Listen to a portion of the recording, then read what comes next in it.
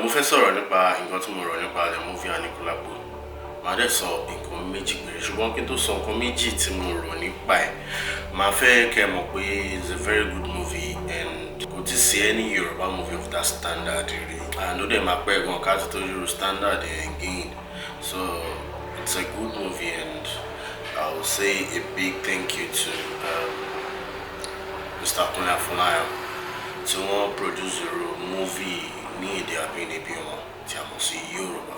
Ṣùgbọ́n nǹkan kan tí mo mọ̀ tó ń kọ mí lóminú nípa ìtàn eré náà, mo ní pé tá ń tó gbéná wojú ẹkùn láì ṣàwò, ta ló tó bẹ́ẹ̀? I mean, kò ń ṣe pé ọdẹ ni Ṣàró, kò ń ṣe pé alágbára kankan ni, èèyàn lásán òun ni. And that part of the story tó ti kọ Ọ̀yọ́lé, I think Tombako saw story here without mentioning Oyole. Then me in any course to share video here because during era here, one story here, Oyo is the most powerful empire. Well, it's on West Africa. Yes, Oyo is the most powerful empire in West Africa. Then, any time here, and Obanye. Only Oba, the most powerful empire. So for èèyàn lásán láti ti báyàwó ọba sùn lásán mi mọ part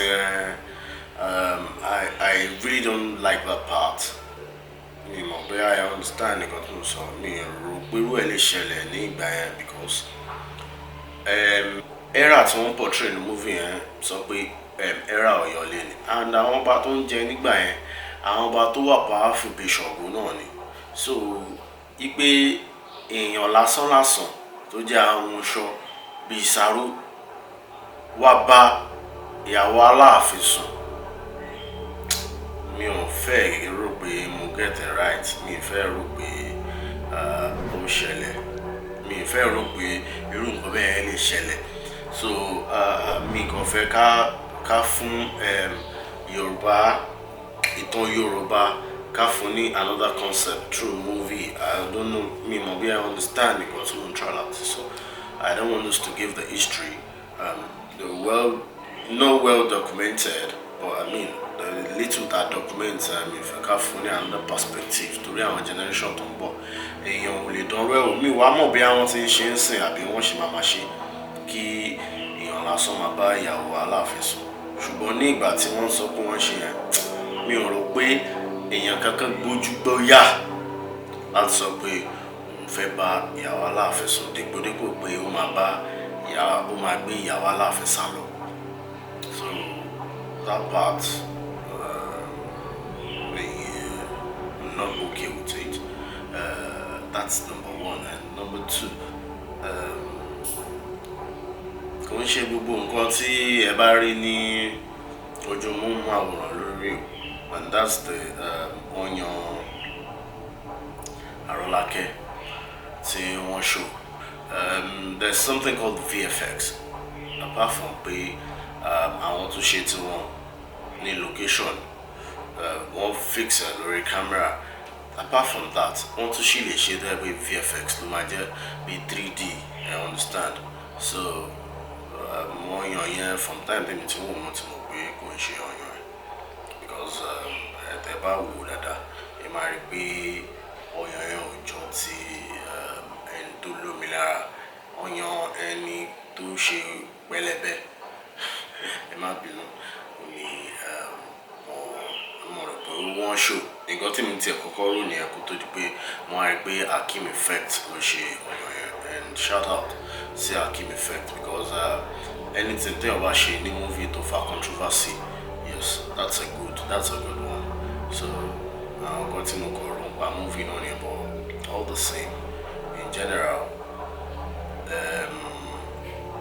it's a good movie and it's a good job, it's a good storyline, but just the part not to mention on your layer nìkan ni èmi rò pé mi ò wá okay pẹ̀lú.